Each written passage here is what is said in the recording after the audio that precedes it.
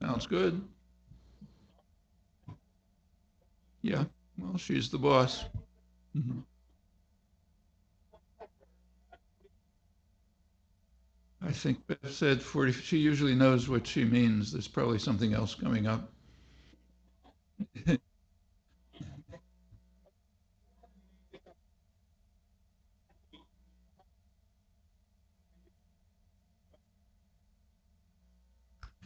Well, there's a lot to say about language. There's a lot to say about politics, and is problematic.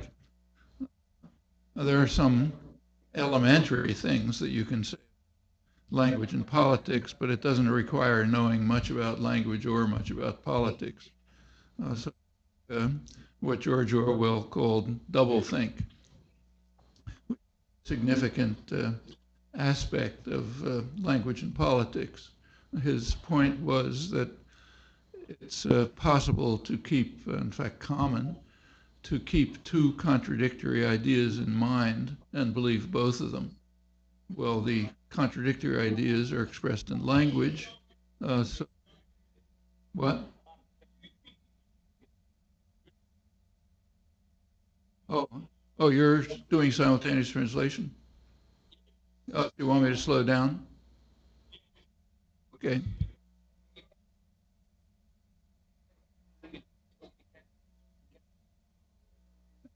okay.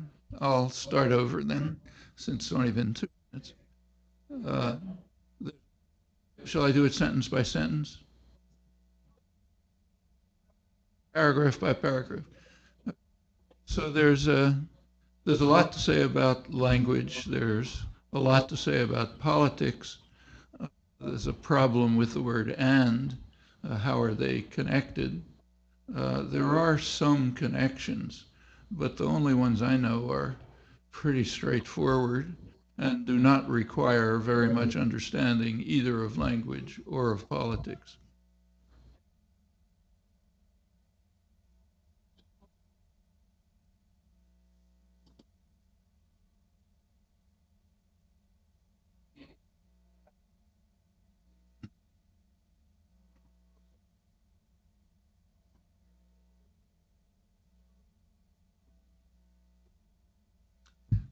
A good example is what George Orwell called doublethink, is the ability to have two contradictory ideas in mind at the same time and to believe both of them.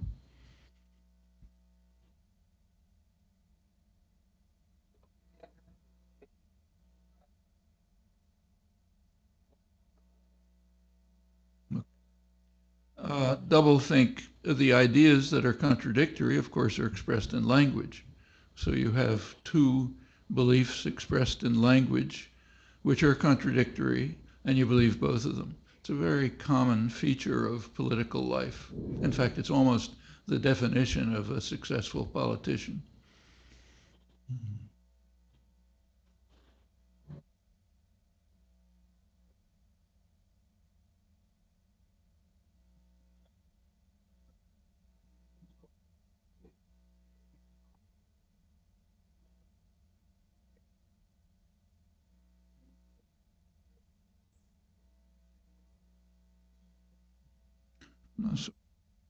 So you can take almost any word of political discourse and illustrate it with that.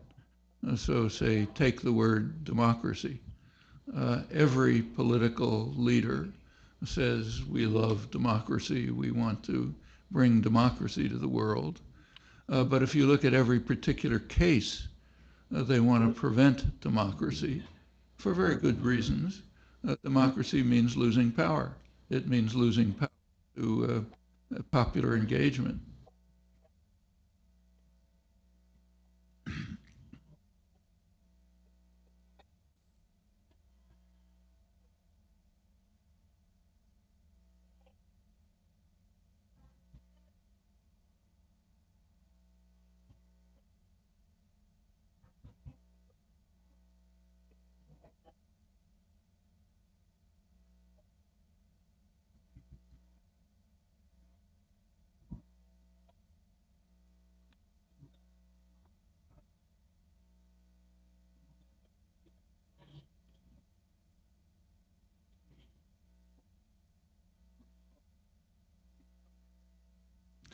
So, for example, every American political leader and everyone who speaks about these things describes the United States as a vibrant democracy and points to the election a couple of days ago as an illustration of that.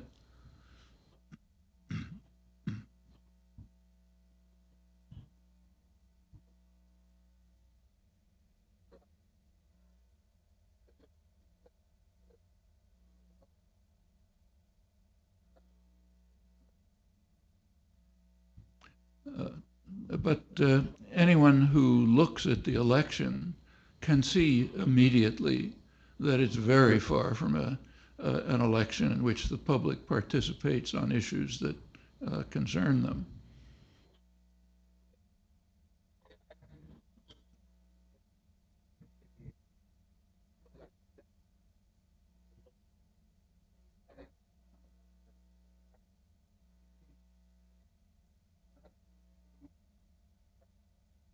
Uh, so, for example, almost half the population doesn't bother voting.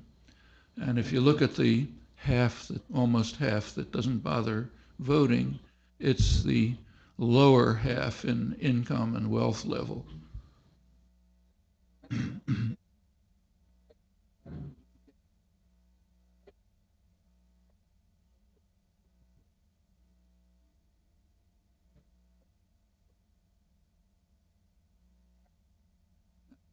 There's a reason for that. The reason is actually well studied in academic political science, where there's extensive work on public attitudes and public policy and the relation between them.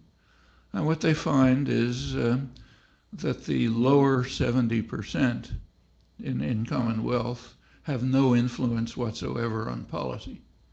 And as you move up the income wealth level, you get a little more influence. When you get to the very top, the top maybe 1%, they essentially get what they want. So it's not democracy, it's plutocracy.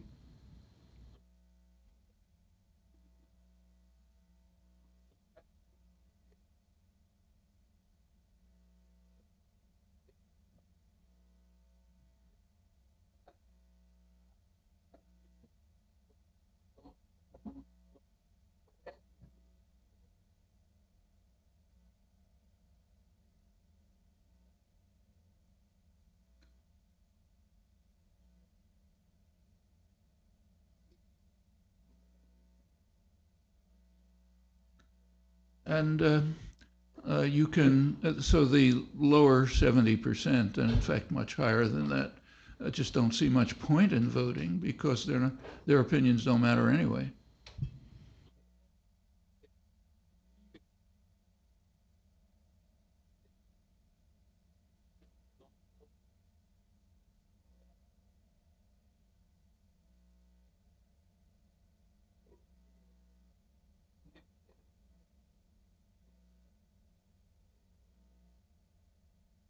And when you look at the issues that are discussed in the electoral campaign and in the media, you see it very dramatically. Uh, example, so, for example, the major issue under discussion in the election and today after the election is what to do about the deficit. For the public, that's a minor issue.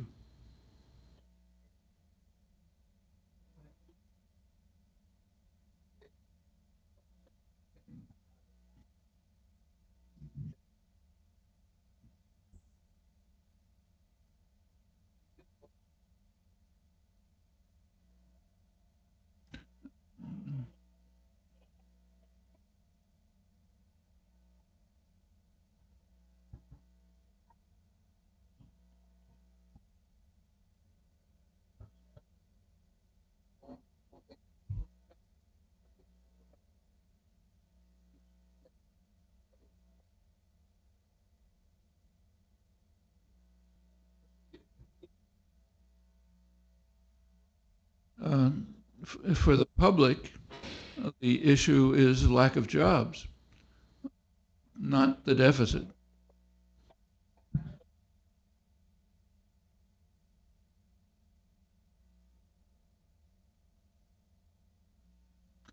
Even the business press and plenty of economists point out that this, at a time like this, what's necessary is, the way they put it, to push the accelerator, to stimulate the economy with government spending, and later, if necessary, you can push the brake if there's ever a threat of inflation.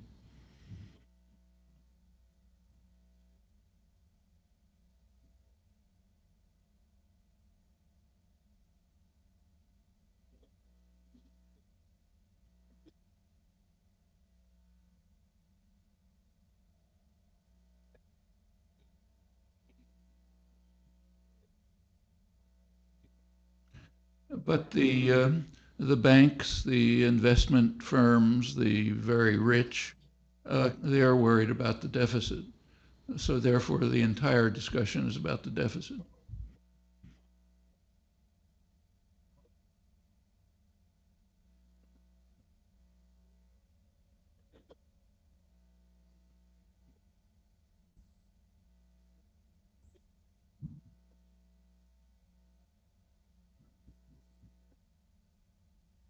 Now, when people are asked in polls about what they see as a minor problem, the deficit, they have answers. Uh, Overwhelmingly, the public thinks that to deal with the deficit, you have to raise taxes on the very rich, you have to cut back the extraordinary military expenses, and you have to preserve the benefit system. Don't touch it. The discussion is the opposite.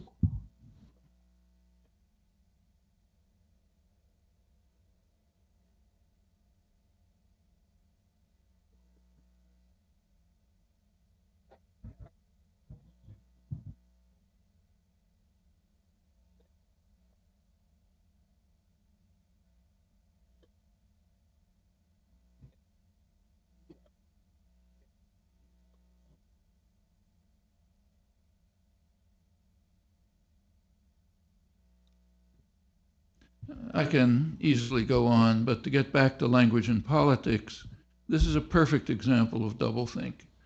Everyone speaks of their great love of democracy, but political leaders, media commentators, intellectuals demonstrate daily their contempt and hatred for democracy. So you have to keep both of these ideas in your head at the same time. You have to express both of them. You may believe both of them, and you somehow manage to overlook the fact that they're contradictory.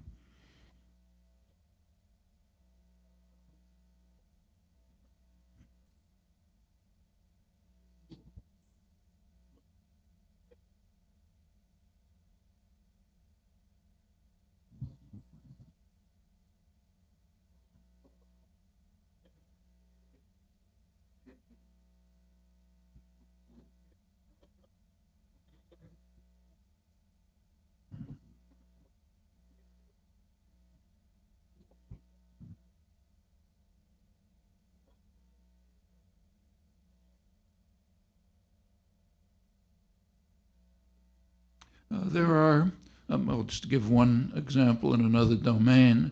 If you read this morning's newspapers, this morning, there's great agitation over the fact that Iranian planes shot at an American drone that was carrying out surveillance over Iran or near Iran. That's a terrible crime. Suppose that an Iranian drone was flying surveillance over the United States or the Caribbean, and American planes shot at it. That would be called a courageous defense against aggression? Well, that's more double think.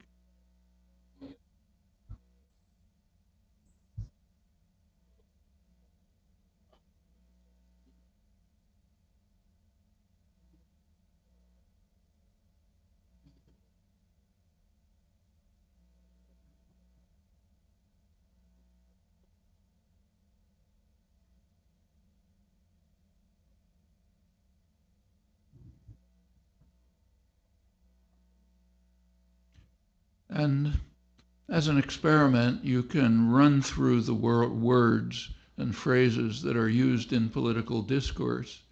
And you'll find that almost all of them have this character. There's a literal meaning, and then there's the meaning that's used for political warfare and propaganda. And it's the second one that prevails in elite discourse. It's the first one that matters to people.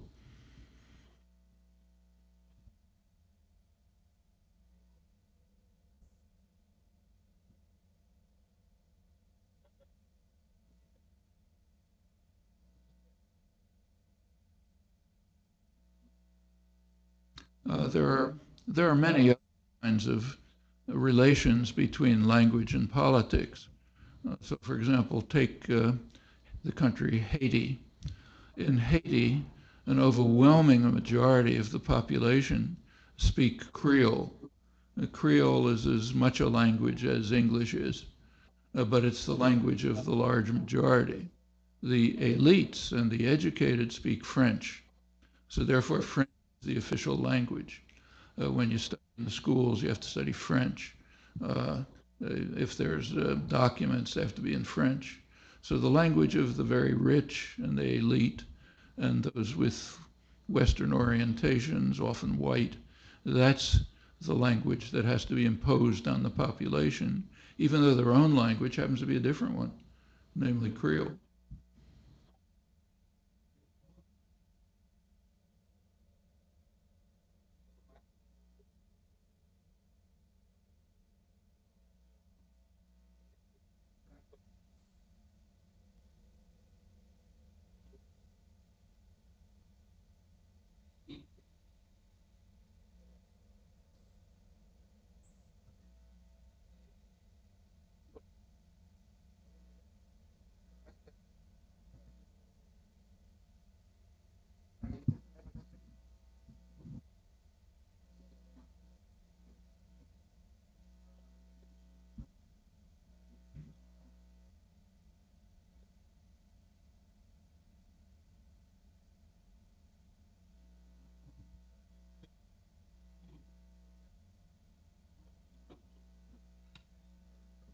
Uh, and the same issues arise everywhere, including the United States. So if you took a look at the vote last Tuesday, you notice that the Latino vote was a very significant part of Obama's victory, an overwhelming part of it. And in fact, there's a large Spanish speaking population in the United States, including, incidentally, my grandchildren. But there's tremendous pressure to prevent a bilingual education, to prevent children from being able to learn in their own language and then pick up the national language along the way, which is the only reasonable thing to do. This is part of an effort. Sorry.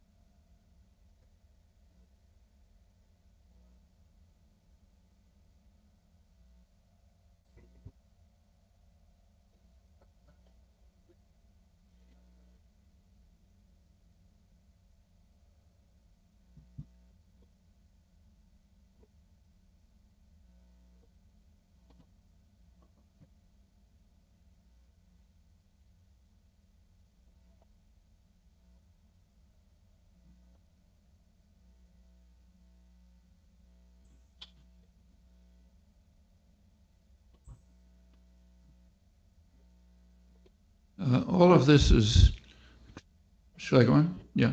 All of this is highly important for what's taking place in the United States, and because of U.S. power, will affect the entire world, including South America.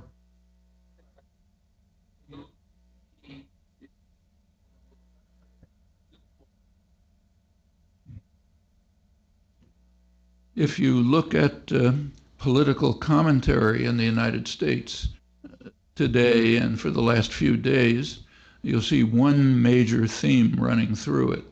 The United States is no longer the country, the traditional United States. It's no longer the country that we, white males, grew up in and love. We're becoming a minority.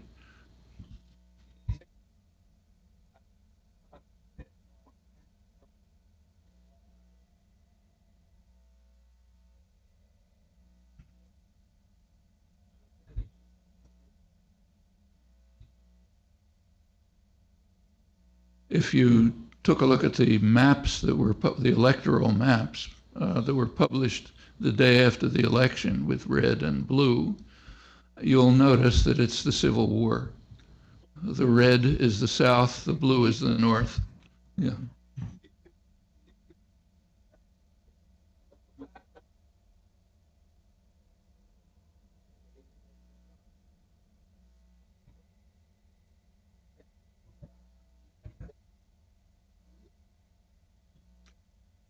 The names have changed, but the facts remain. So in the 1960s, there was a mass popular movement which compelled the government to pass civil rights legislation. And Richard Nixon recognized that he could implement what was called a Southern strategy. Traditionally, the South during the Civil War was Democratic, the North was Republican, and there was so much resentment among whites about the civil rights legislation that Nixon, who was president, understood that we can take those racist Southern whites and call them Republicans, and we can build up the Republican Party. That's the Southern strategy. So now the red states are Republican and the blue states are Democratic, just shifting the names from the Civil War.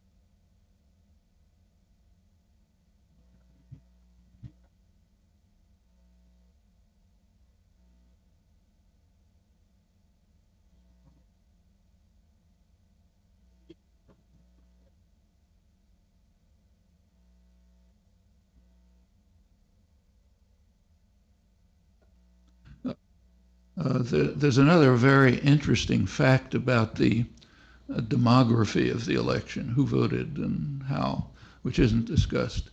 Uh, if you look at income levels, the lower part of the income spectrum was overwhelmingly Democratic, more Democratic the lower you get. The upper part was overwhelmingly Republican, more Republican the higher you get. Now that's a class difference, but you're not allowed to talk about class in the United States. That's a word that's taboo. You can't talk, there's no such thing as the working class. They all have to be called middle class. And so, for example, I have a friend, close friend, who teaches history at State College, quite a good state college. And the first day of her classes, she asks the students, "What class are you in?" They all come from working class families. And there's two answers. If your father's in jail, you're underclass. If your father's a janitor, you're middle class. So you can't talk about working class. That's a taboo phrase. But there's a very clear class difference. And furthermore, class and ethnicity are pretty closely correlated. So the poor tend substantially to be the non-white. It's not totally true, but it's largely true. So you really, the two spectrums, uh, the kind of more racist and more rich, they correlate.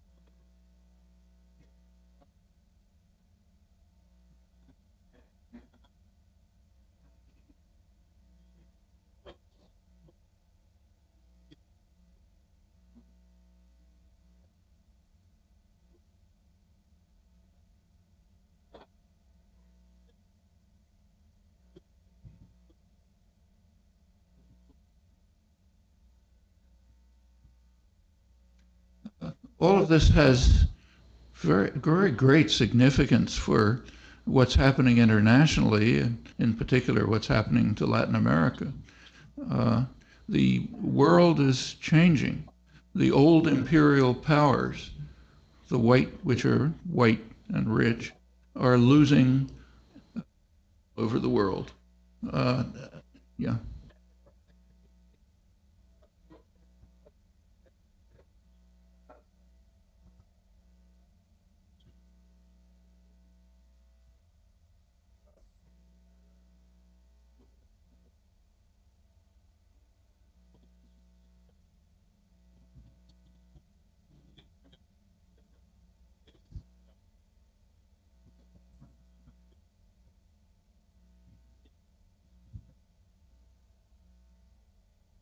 You can see this very clearly in the Western Hemisphere.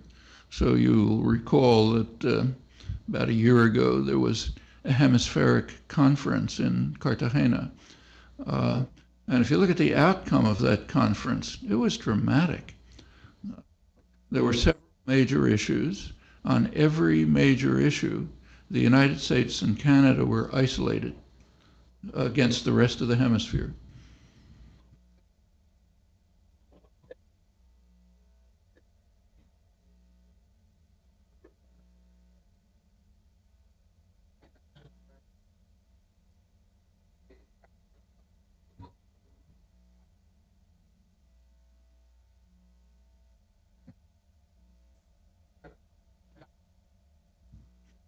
This reflects a change of historic significance that's taken place in the last 10 or 15 years. For the first time in 500 years since the conquistadors, Latin America has begun to free itself from imperial control. That's very significant. Actually, Colombia is kind of dragging. Yeah, go ahead. Well, I was going to say Colombia is kind of dragging its feet, but it'll go along. Yeah.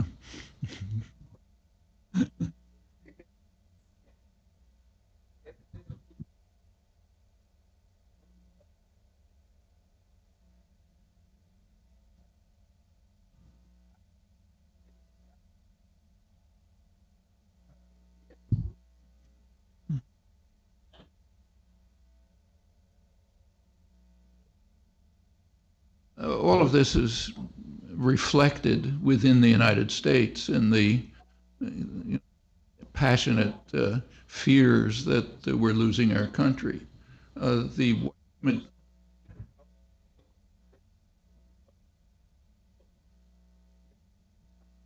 the white, what was the white majority and is now becoming the white minority, and their counterparts in Europe, they ran the world for a long time, hundreds of years.